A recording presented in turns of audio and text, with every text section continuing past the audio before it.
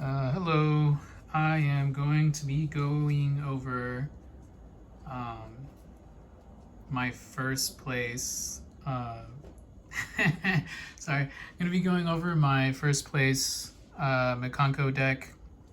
I'm going to go ahead and go out there and say that it's quote unquote pure.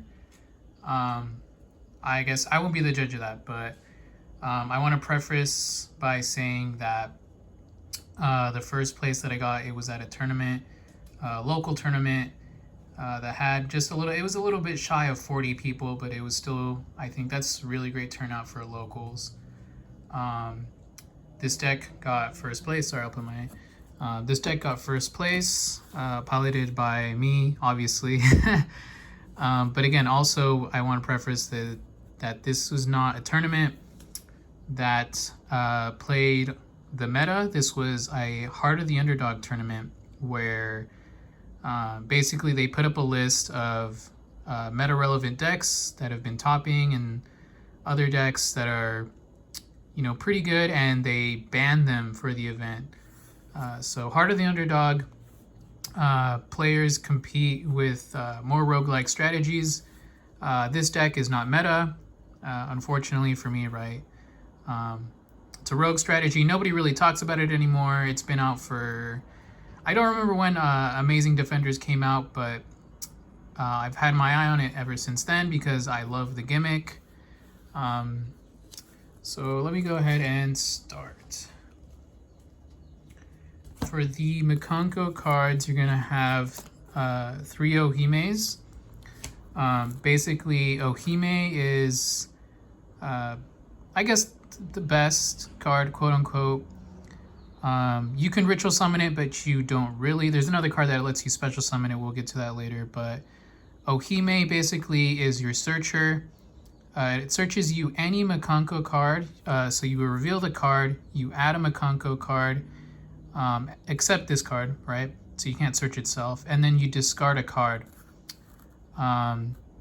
And on the field, it has an effect where you can quick effect target an equip spell in the graveyard and equip it to an appropriate monster on the field.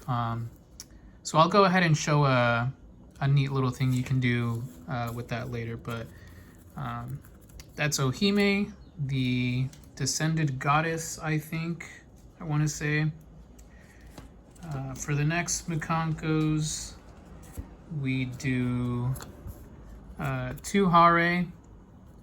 I made the mistake a long time ago when I was first learning, playing 3, and I opened a hand with all 3, and it was crazy because I shuffled and I don't know what happened. But for this build, I run 2. If you equip it with an equip spell, you get to search any Mikanko equip spell from deck. It's pretty decent, not bad, right? And then I guess more or less the better, maybe, I don't know. Huli, when it is equipped with an equip spell, you get to search a Mikanko trap. I only run 1, I'll get to that in a second. But the really cool thing about Huli is that once there is an equip spell on the field, basically you cannot target Mikanko cards, period. So as an example, if you were to equip Huli with Water Arabesque, you get your search and whatever, your field is now untargetable. So if they wanted to target it with, say, like a Veiler or an Imperm, they would not be able to do that, which is phenomenal. I don't think a lot of people expect that sort of thing. You also wouldn't be able to Cyclone it since it requires them to target the card. Whenever you are playing and you're going to summon, well, I'll explain this in a second, right? You always want to summon this first because it makes everything have targeting protection. So onto the equip spells, right? We have 3 Water Arabesque. I love this card. Expensive card, funny, but whatever. The equipped monster cannot be destroyed by card effects. So, you know, if they were to lightning storm you and declare, all attack position monsters, the equipped spells would protect them from being destroyed. Same thing with like Raigeki or whatever. On the other side, if they lightning stormed you and they chose the back row, then you would be dead because, like if you have the other one, they won't be able to target it. But this will die to Harpy's Feather Storm or Feather Duster. Sorry. Which actually happened to me at the event. I got harpied and I lost the game, and I was like, well, that's what I get for playing this deck. But this is a phenomenal card. You run 3. Basically, you equip it. You want to go second. I'm sorry, I haven't said this before, but you want to go second. This build in particular is an OTK. I want to get in there and out like quickly. I don't have time. Well, I do have whatever. But the strategy is to equip this to an opponent's monster. You activate the effect. It special summons Mikanko to your field, and then the targeted monster gets returned to the hand. So in that way, you've gotten rid of an opponent's monster, and you've also set up your monster. And so any of the Mikanko monsters with an equip spell, they should be able to, they'll have target protection if you go for Huli, which you always want to go for Huli. But also, again, I'm sorry if I haven't made this clear. I'm sorry, I'm very excited. But the Mikanko monsters, the gimmick is that they reflect damage. And so if they were to have, say, like a monster with 3,000 attack, if you attacked it, your opponent would take 3,000 damage and your monster would remain on the field. That's the whole gimmick. I'm a big fan. Like I said, this is an OTK centered strategy. For the next equip spells, I have 2 Maui Shidoris. This is a stellar card. I love this card. Most people run 1, I run 2. You equip it, whatever, you get your effect. But at the very end of the damage step, the effect of the spell reads that you can target a card on the field, return it to the hand. So there's another bounce if you need it. This deck loves bouncing. I'm a huge fan of bouncing. That's what it does.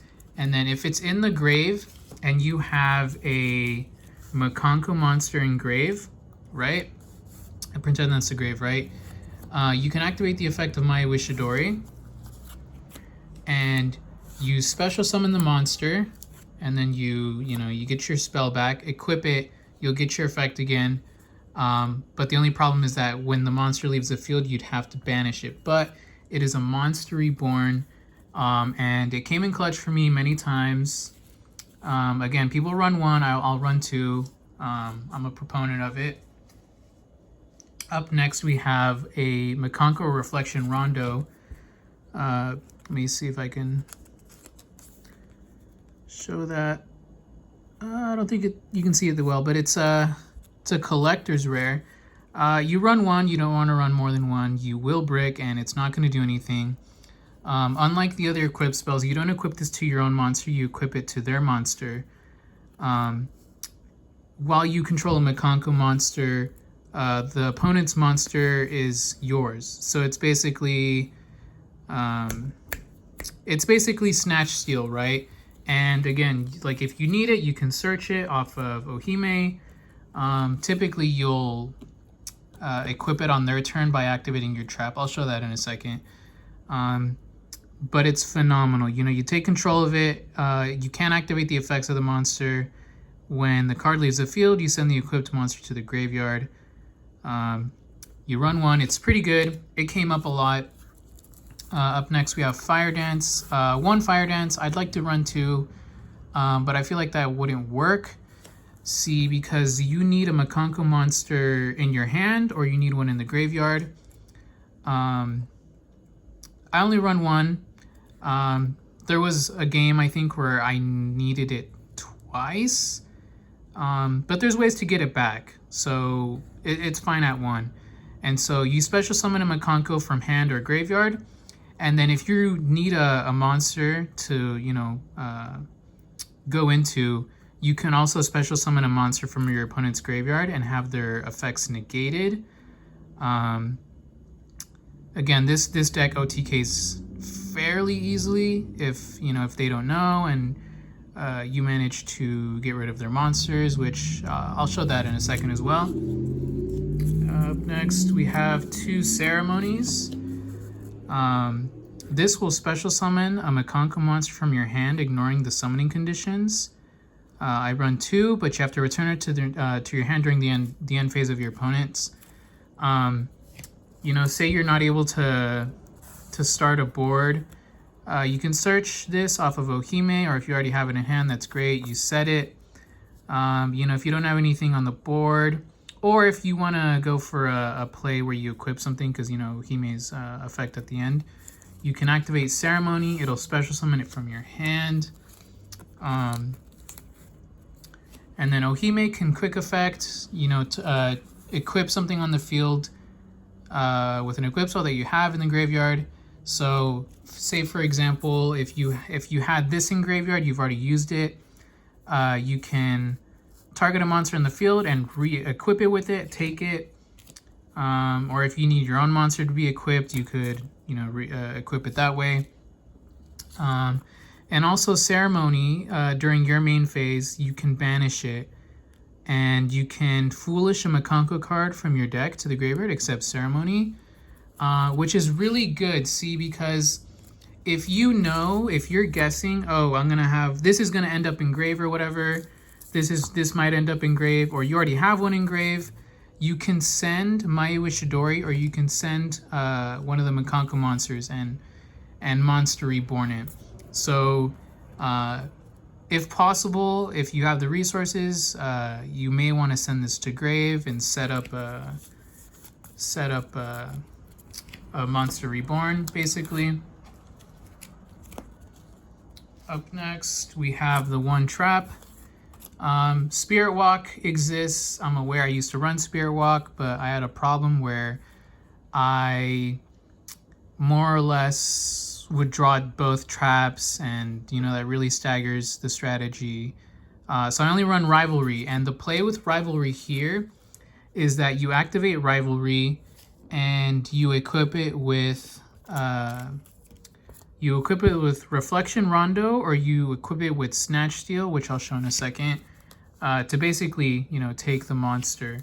I do not run Axe of Fools. I used to run Axe of Fools, but for this build, I thought there's no point in me negating their effects if I'm just planning to tribute over them, which is part of the strategy. It ends up being a dead draw. Like if I, what's the point of equipping it if I don't have a monster on field, or if I do have the monster in the field and I need to get the effect to search an equip spell, I'll have to equip the Axe of Fools, and so I don't think it's worth it. You may think it's worth it because the damage output that you take during the standby, if I remember correctly, which helps for time. But moving on, 3 Preparation of Rites.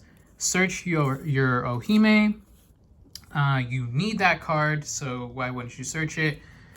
Then we have 3 Hidden Armories.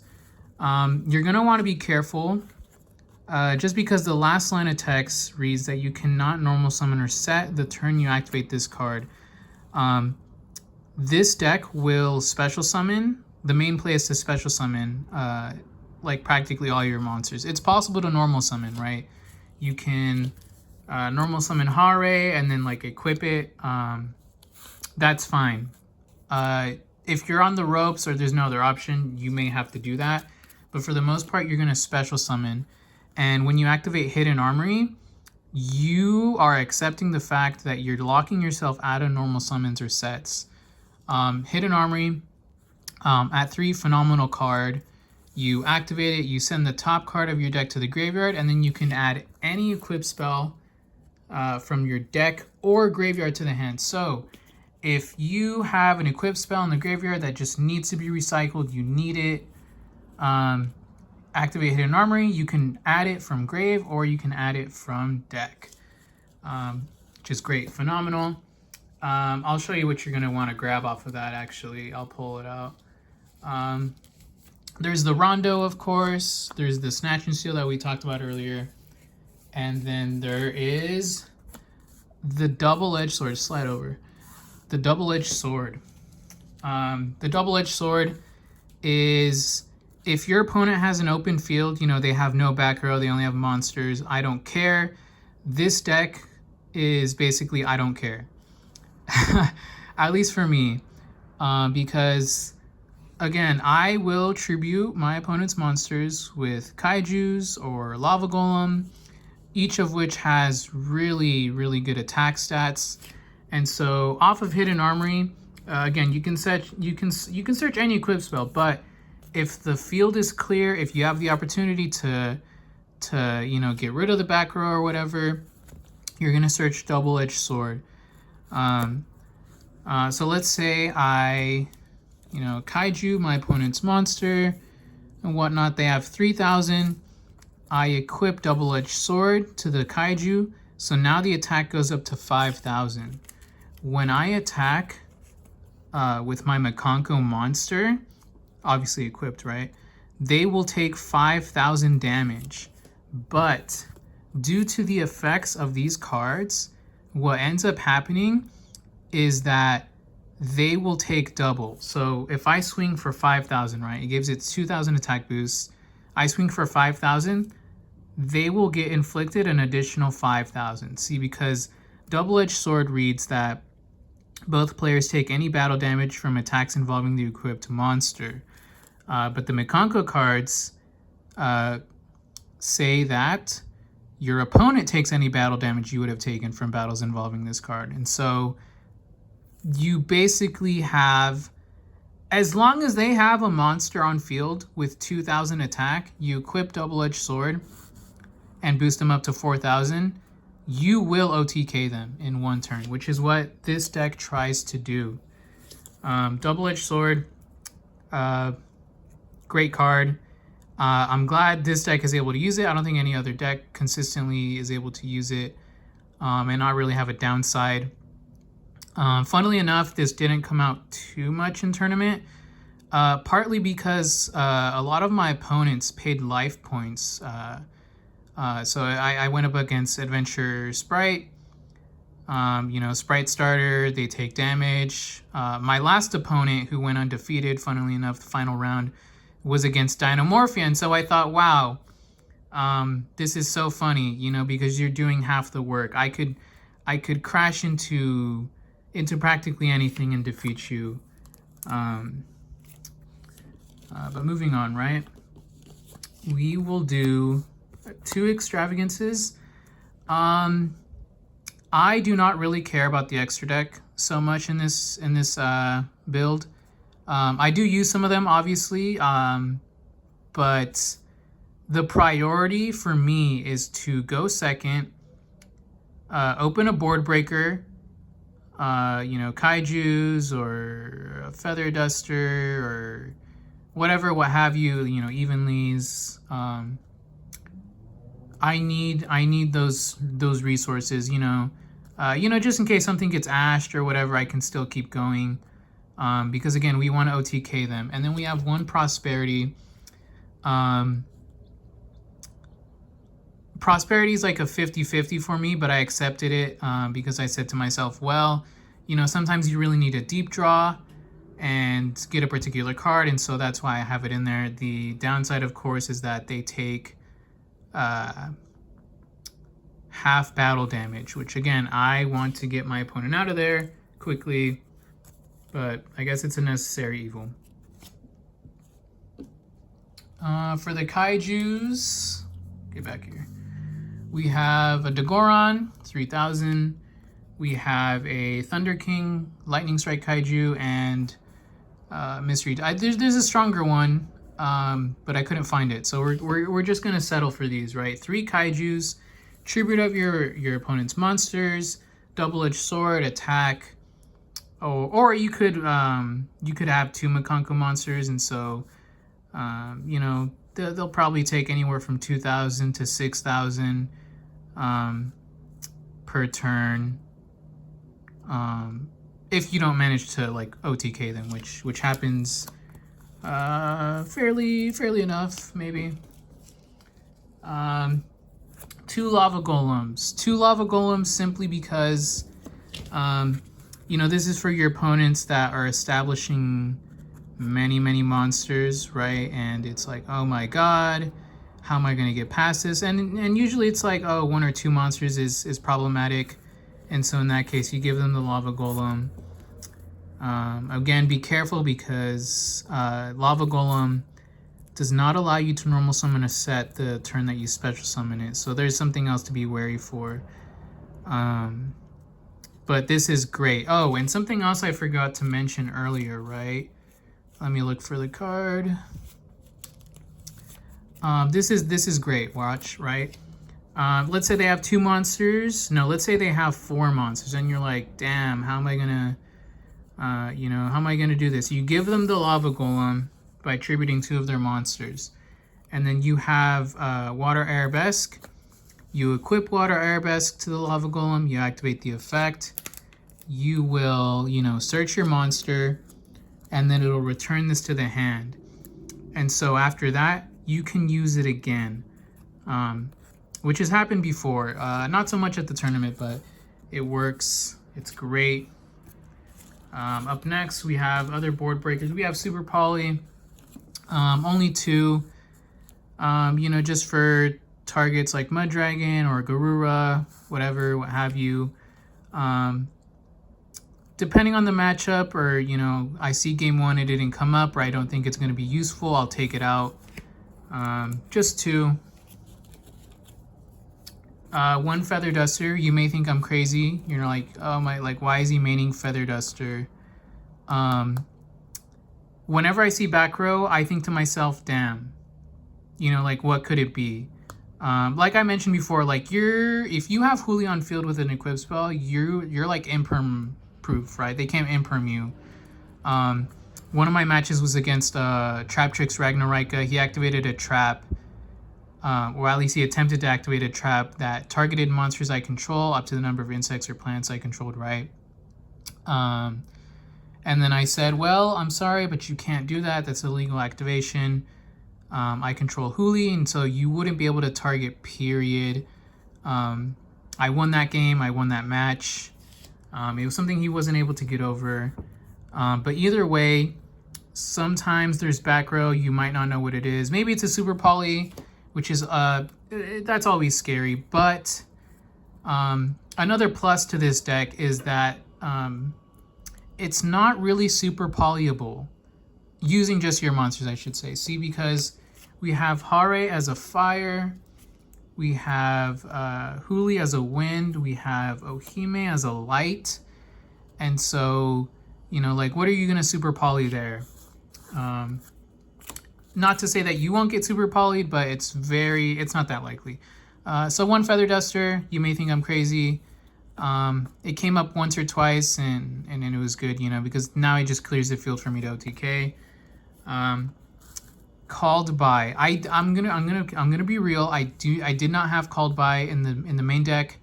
But right before making this video, I was like, holy shit, I'm missing a card. I may have like put it somewhere. I don't know what it was. I forgot. I know that's very like, you know, what are you doing? We're just gonna put Called by in for this slot. I'm not a big fan of Called by, believe it or not, just because it's at 1. And it's like, I am never, ever gonna see you.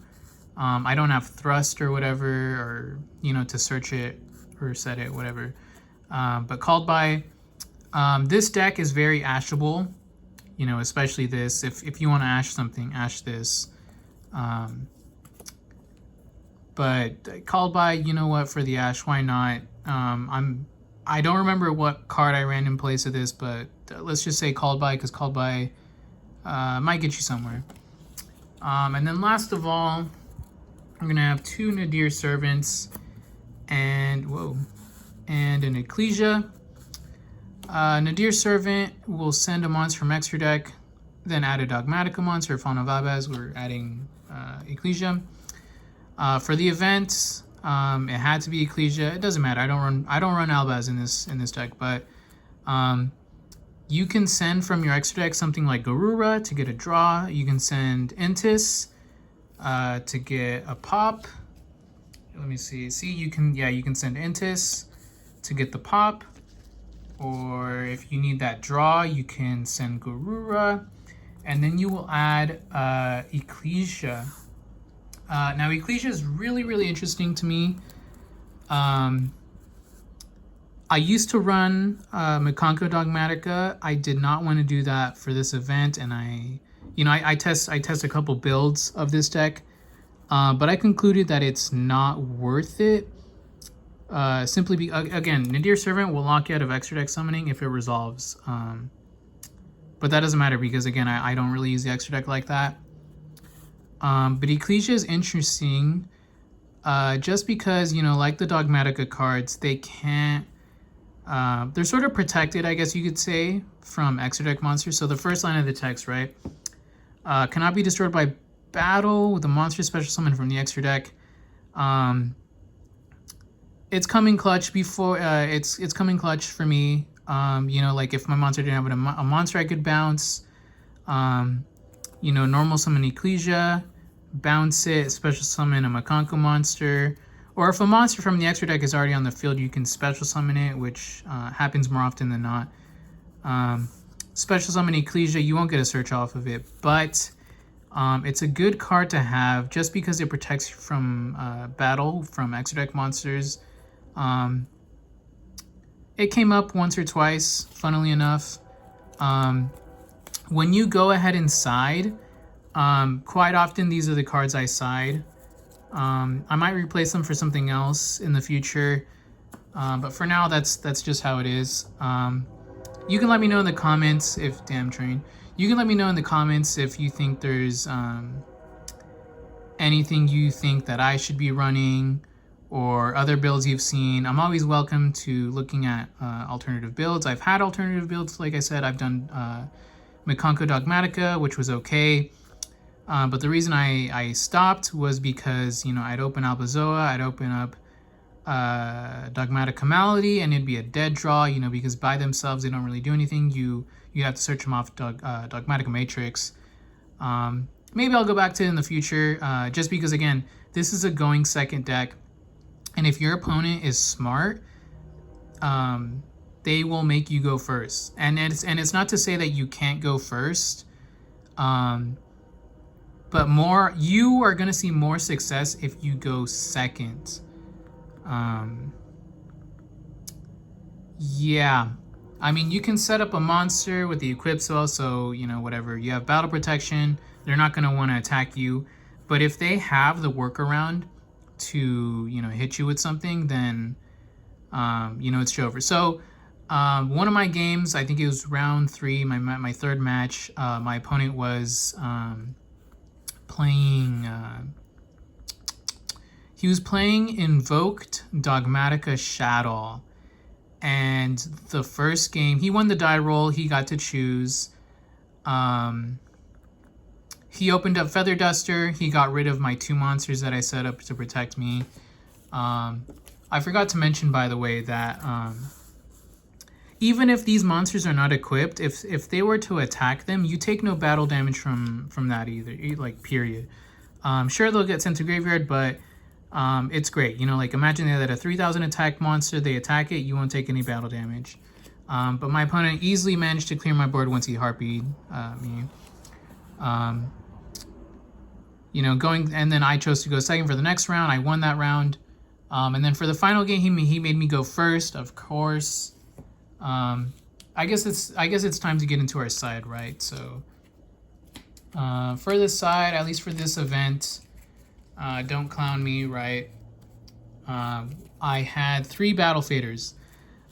You may say why, it doesn't come up that much. It does. It did come up for me though, funnily enough, right?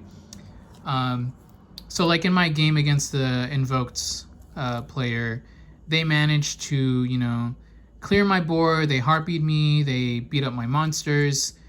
Having this in hand would have, prevented them, special summon it, and then the battle phase is over. My philosophy is just give me one more turn, right? Have you seen that the meme where it's like, oh, can you give me one more day? That's what it is. Except for me, it's can you give me one more turn? I finish things, or I put myself in a very favorable position, like turn 1, at least for me, right? So my opponent goes, I go second. There's a chance I can OTK them then and there. But if not, it's worthwhile to have backup, I guess you could say. So I did run Battle Fader. It came up once or twice. 3 evenlies. You may say, oh, well, you go second. Why don't you main it? Here's the thing, right? It sort of clashes sometimes. So like if I kaiju something or whatever, whatnot, it's an evenly matched. And so it has to activate during the end of the battle phase. And if I activate it at the end of the battle phase, that's basically me saying I can't OTK you this turn. So it's a good card to have.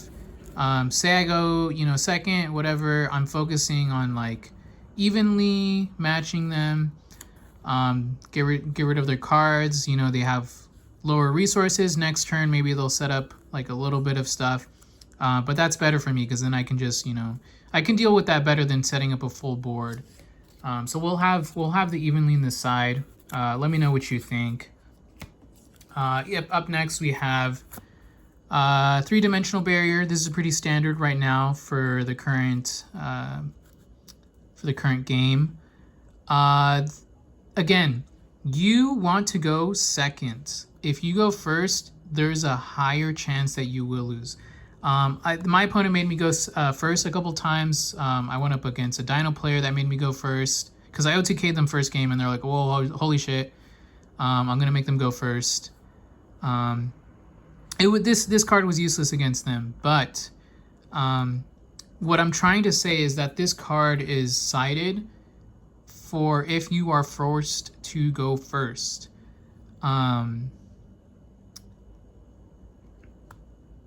Yeah, so you go first, you set it, whatever. If your opponent's playing a strategy that heavily relies on, special summoning a ritual, fusion, synchro, exceeds, whatever, it'll lock them out. So against the invoked player, I debarriered them, slowed them down, it killed them. I kill them next turn, which is great.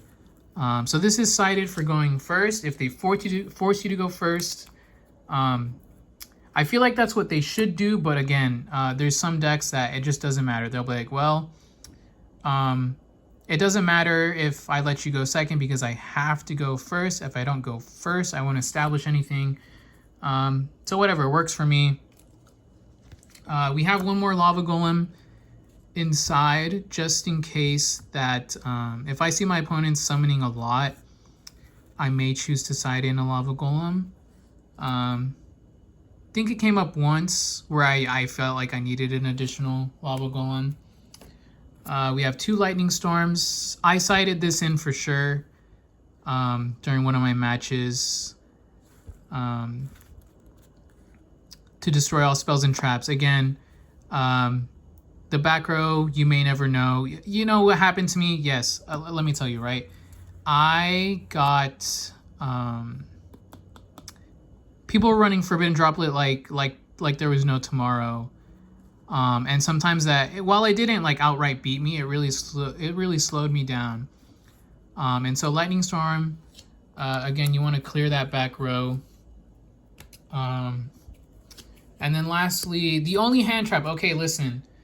You're gonna say, wow, he's not running any hand traps. Why aren't you running Nib? That feels like the obvious question, right? Here's why I don't run Nib.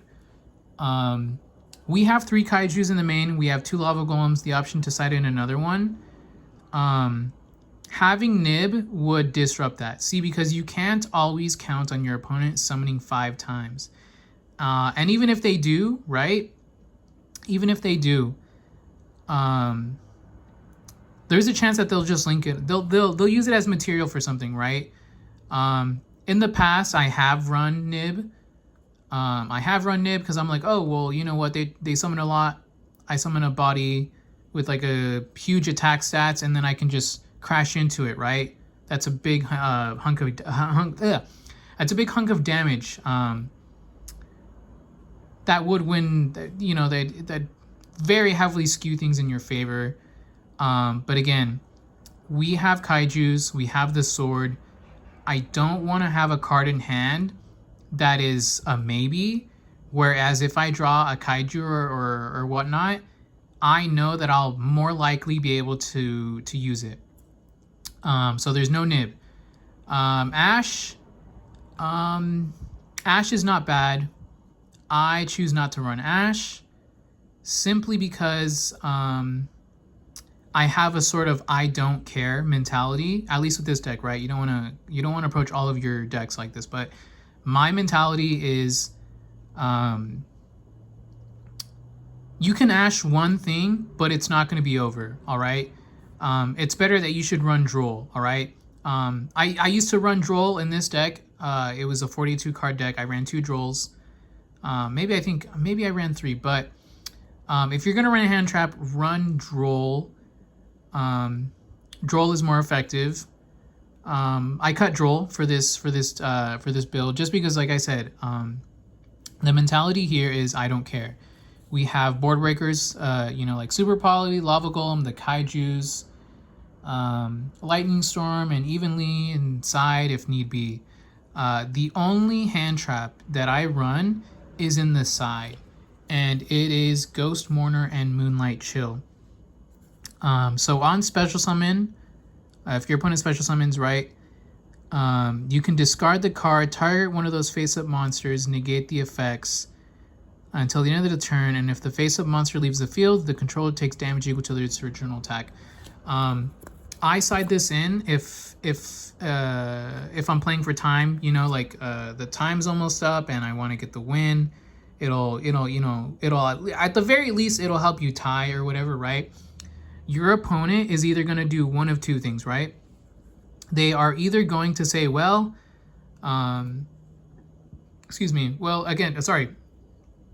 sidetrack, right? Valor, I don't care for Valor just because it I can only use it during the opponent's main phase, and I don't care. I do not care what they do on their own turn. I do not care what they set up, because again, I am going to tribute that.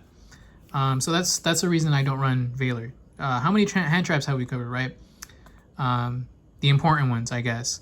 But moving on to Mourner, right? They summon something.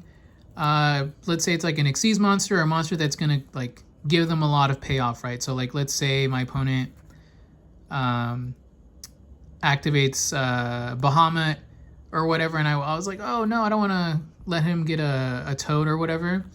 I can Mourner, negate the effect, and if they use that body, they're like, oh damn, well now it's useless, I have to like link it off or whatever. They're not going to link it off, but if they're unfortunate or dumb enough to make the body go away, which it has happened, right? They will take damage. And that is always great for me. As long as you're taking damage, and like if I'm attacking you, take damage, great. That's my game plan.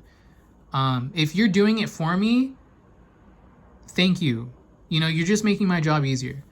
But also the other good thing about Moonlight Chill is the fact that it sort of scares the opponent. I negate the effects, right? They're not gonna want to extend further. Either like I said, either they extend, they make the body leave, they take damage, great, that works for me.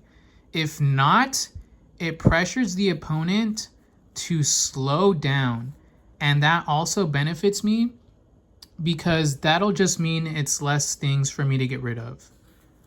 So that's why we have Mourner in the side. Again, more used for time than anything. And then extra deck, last of all extra deck. The Entis, again, for the pop. The Garura, also a fusion target. We have, you're going to think I'm stupid, right? Starving Venom. Funnily enough, I kept it in there because I use this, you know, like I said, the Heart of the Underdog tournament featured rogue strategies, right? Because the meta was banned. But like on other occasions where I'm playing the meta, right, and people are playing stuff like Branded or Labyrinth or Ubel, you know, that's what it's there for. And like I said, I don't care about the extra deck that much in this deck, and so I don't really care what goes into the extra deck like that, because I'm gonna banish it to draw cards, whatever. We're focused on OT King. I don't. This is a very minimalist sort of deck, I guess you could say, at least in my perspective in this build. Like in the past, you had Mikanko Infernobles, you know, before Isolde was banned, where you can just sort of combo off, you know, Power Tool, you can make Baron, goodbye Baron, screw you Baron. You know, you can, oh my god. One of my best memories, actually, sorry, is executing the Acid Golem lock on my opponent. It felt great. Unfortunately, we lost Isolde, so it's no longer possible. But I don't care about the extra deck, like I said. But again, the super polys are in there, and so on the occasion that I might need them, there's the Mud Dragon, the Garura, the Entis, whatever. We have a Torpedo, a Fortress, Lancer. You could, if you wanted to, run the Xyz cards in your deck. I chose not to for this. Simply because, like I said, I'm running a sort of minimalist thing. I don't want to extend too far. Having just a few monsters is fine for me. You know, like I'm not committing to the extra deck like that. Yeah, again, and if you wanted to, you could run the Xyz package. I'm not recommending it for this deck for Mikanko period. But that's just me, right? We have a Zeus. Because, you know, if we were to commit to Xyz summoning something and we attacked, we could Zeus. A Typhon would be nice to have, but I don't have a Typhon and I'm not going to pay for one. There's a lot of extra deck monsters that I could pay for and have, and the deck would be better. But we're not going there, right? Because I don't want to spend money like that. Hita, early... a unicorn. See, if I had an SP, right?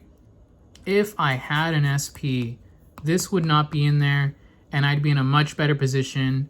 You know, I remember in one of my games, I needed a Link 2, like a really good Link 2, and I was like, man, I wish I had an SP, but we can't win them all. Sorcerer of Sebek.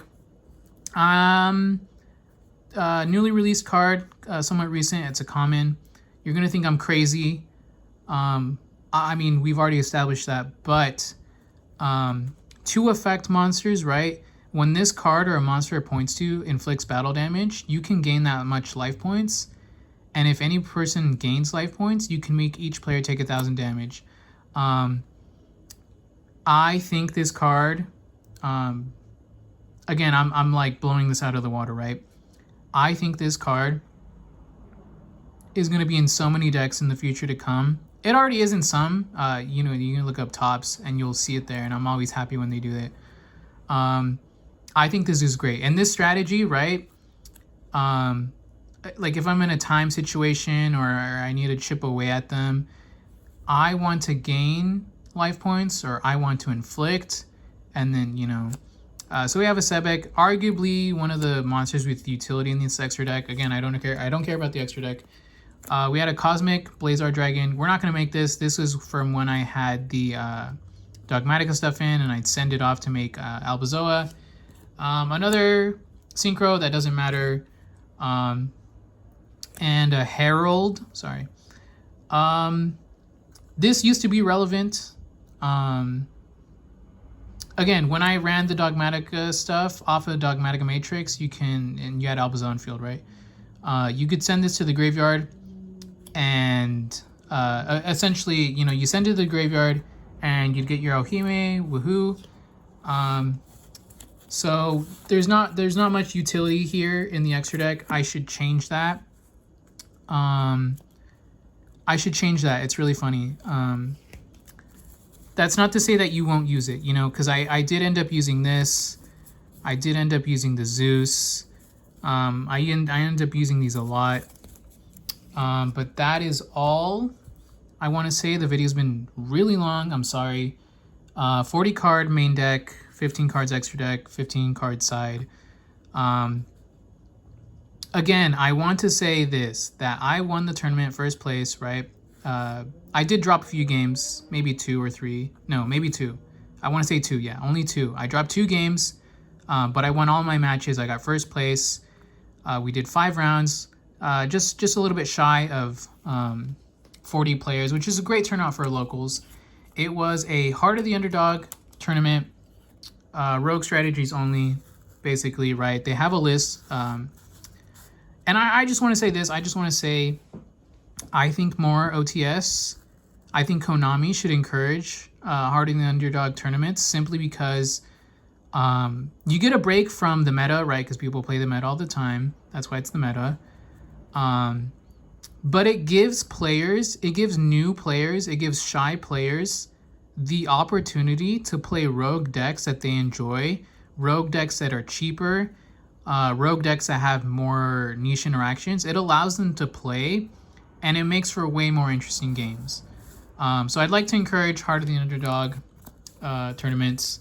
I really enjoyed this tournament, the Heart of the Underdog tournament. I feel like I have to put something in the center. Sorry, hold on. I'll choose something.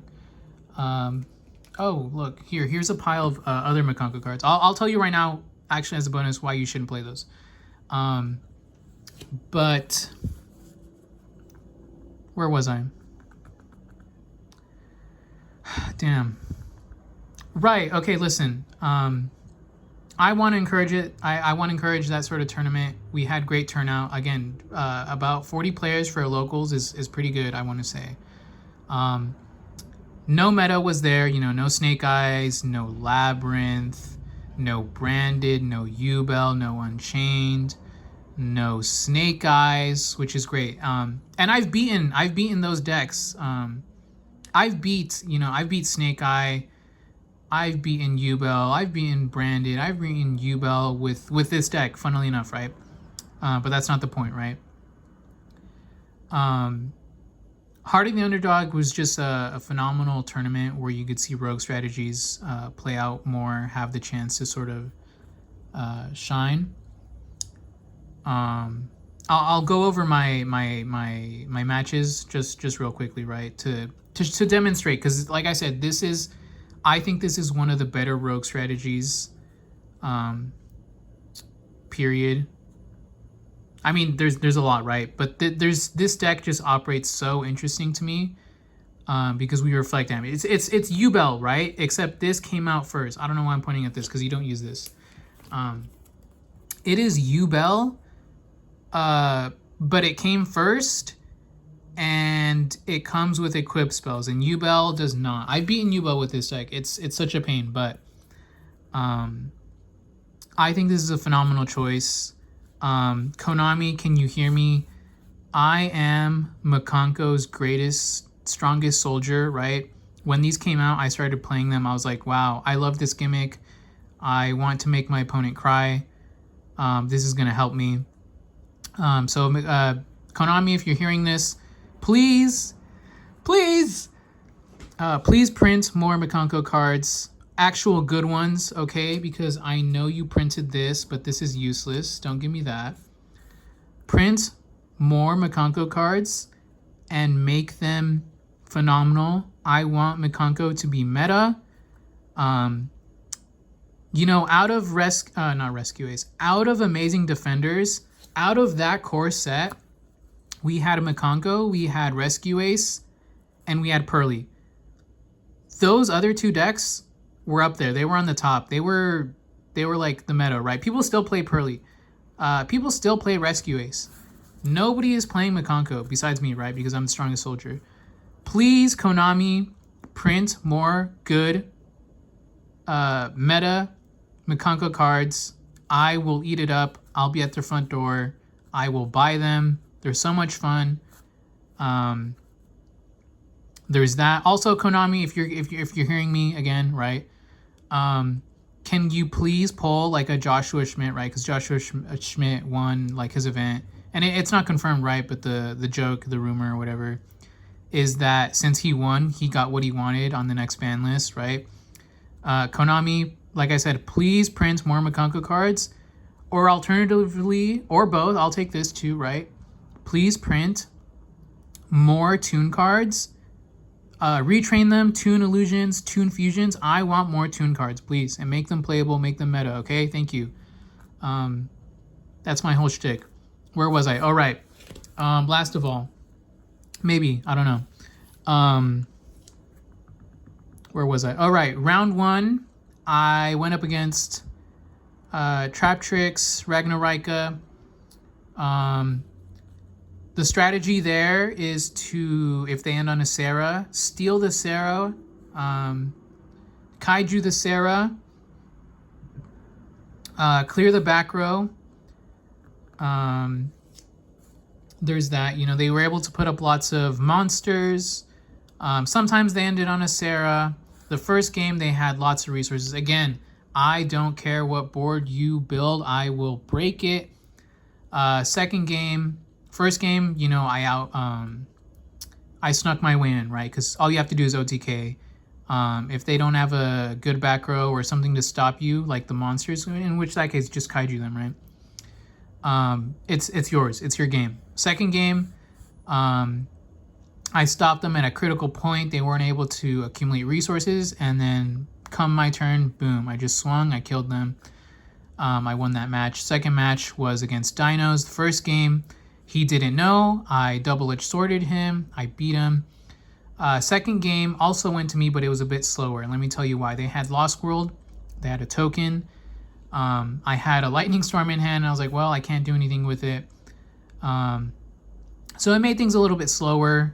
You know, they also have Misk. Screw Misk. I don't like Misk. But we managed to beat them. The game was a little bit longer because of the game 2. But I won that. Shout out to that guy. He also had the same name as me, by the way. I haven't told you my name, but he had the same name as me, and he was a great guy. He offered me food, which is great. My third round was against the Invoked, Shadow, Dogmatica. First game, I lost. I got heartbeat, and unfortunate. That's you know, like that's just what's gonna happen. All right. Second game. I won. I OTK'd. Last game, he made me go first. I debarriered him. And then we were able to OTK. That's fine. Fourth match was against Adventure Sprite. This was probably one of the more annoying games, or matches, I should say. First game, I want to say, went to him. I think. I'm not sure if I remember correctly or not. But, of course, Adventure Sprite setting up like a gazillion negates. We have monster negates. We have spell trap negates. We have an Omni. We have bouncing. At one point, he activated deck lockdown, which really slowed me down. I think he won the first game. I won the second game. Third game went to me. I will say this: that game was really lucky for me because I won the die roll. So we'll just leave it at that. But you know, a little bit of luck wins for people. See, because we ran out of time, and so we had to. We could either tie, but he's like, I don't want to tie, and I'm like, okay, well let me show you a high roll right now, buddy, and I won. And then my final match was against Dino Morphia, which was, I think that match was the greatest match for me personally. Was Dino Morphia because it just seemed like two strategies that just suck. Like, well, okay, they don't suck, right? But they do not go well with each other. They don't pair well because they pay half their life points for everything, and I'm like, oh, well, I'm going to kill you soon. I was pretty confident going into it. First game, funnily enough, though, I actually lost.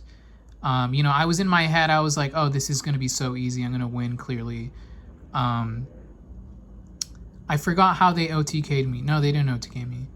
I think they ended on like 63 life points or something, right? But their traps in grave really prevented me. See, because Like Lava Golem, they have a way to dodge the effect damage. Battle damage, they have a way to dodge the battle damage. And they're just eventually setting up a board that will kill you eventually. But also, he ran deck lockdown on me, which really slowed me down. It was really funny that way, but he ended up out-grinding me in that case, unfortunately. Game 2, I won. Game 2, I won. And then last game, we ran out of time. I won the second game, right? But we ran out of time, and we're like, well, we can't end on a tie because this is the final match. We weren't allowed to side, and we each got 2 turns. And I want to say that I clutched up. It was unfortunate for him, right? Because everything that he has to pay life points, and it's only gonna make my job easier. But he put up a really good fight. There was at one point where he wanted to summon a Raiders Knight to go into Arc Rebellion, I want to say, and I was like, holy shit, that would kill me. And so what I had on field was I had Rivalry, activate Rivalry. I equip it with Rondo. I take the Raiders Knight because I know what he's gonna do. It goes to me. And that was that. That was his big old bet because he couldn't do much else.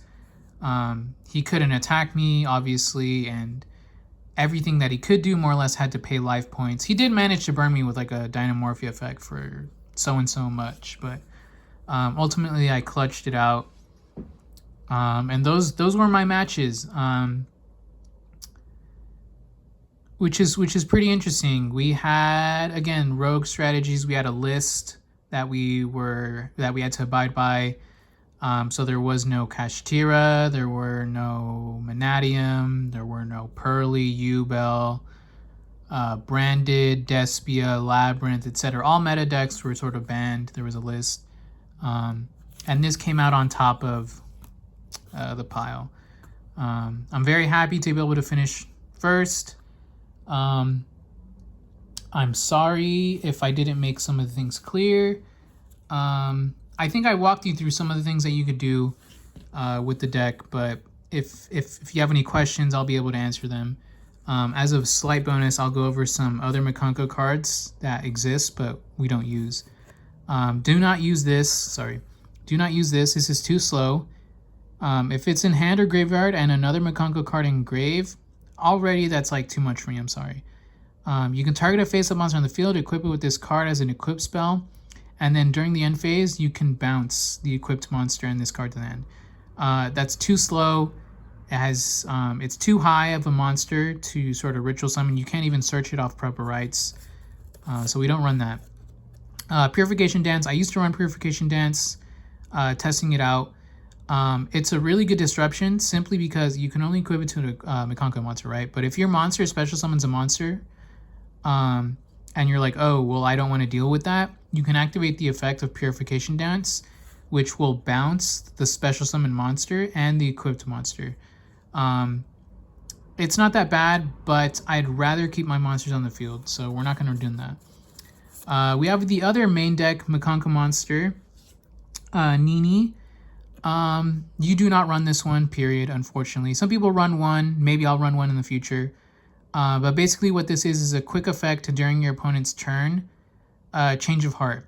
So they summon something and you're like, oh, well, I don't want to let you have that. You take it, you activate the effect, you steal it, but it returns to them during the end phase. So it sort of helps you in a way, but it also sort of doesn't. But also, if you equip it with an equip spell, it is not going to let you do anything. It is not going to search a spell, and it's not going to search a trap, and that's why we don't run it. Spirit Walk, I mentioned this earlier.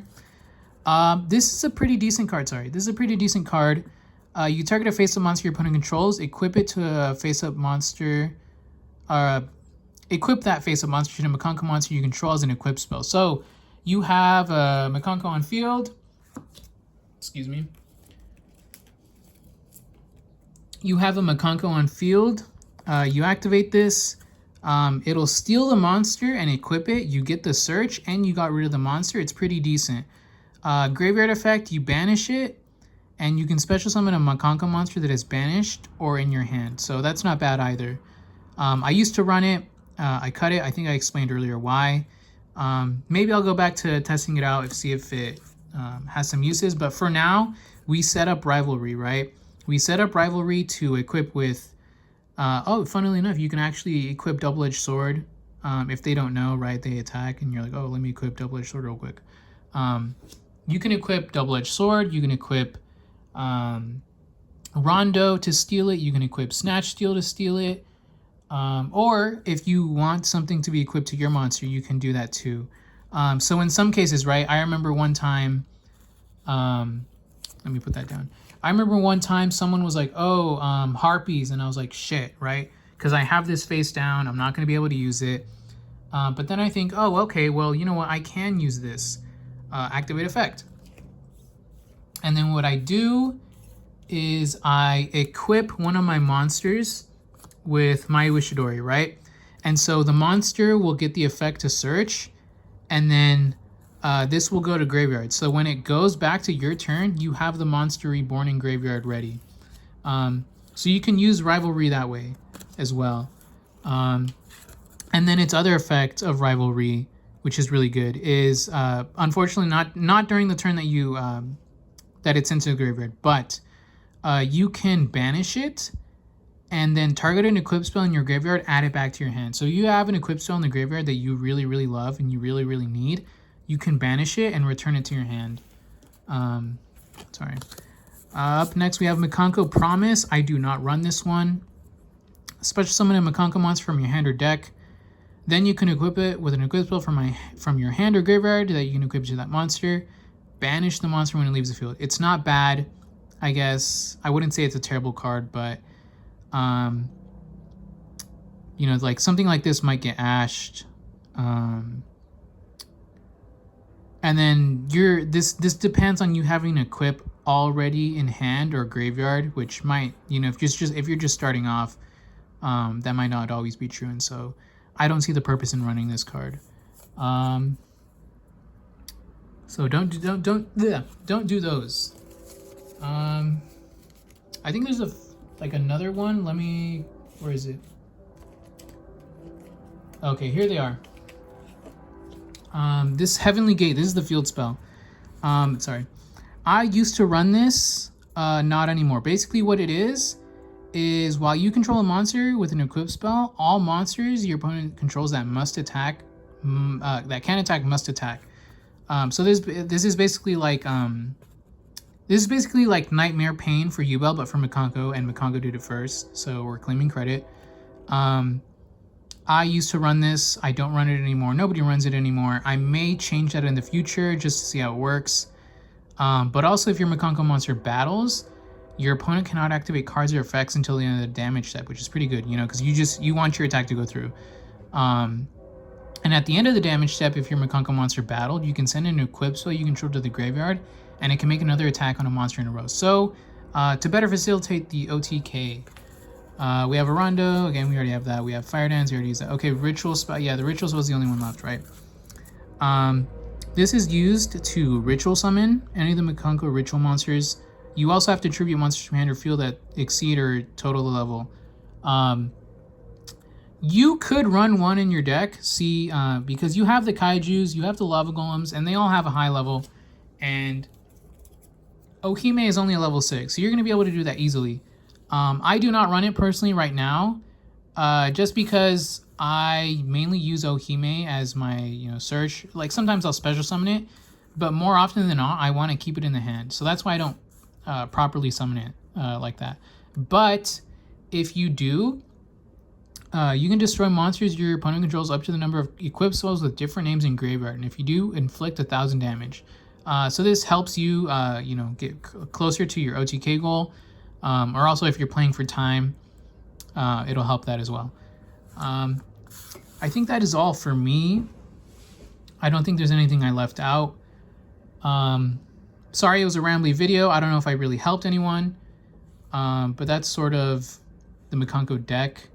Again, let me know if you have any suggestions or if you have any questions, alternative builds, ideas, etc. Shout out to my locals, DJs. Shout out to my cousin Jonathan, who brought me a chicken sandwich during the event because I was hungry. Well, it wasn't because I was hungry. He just coincidentally gave me a chicken sandwich. Shout out to him. Shout out to DJs. Shout out to, the people at Locals. Shout out to the people who, I don't know. Shout out to Mikanko. Shout out to, I don't know. I think we're done here. This is a long video. Thank you for watching. I hope people were able to enjoy it and learn something. That'll be all. Thank you.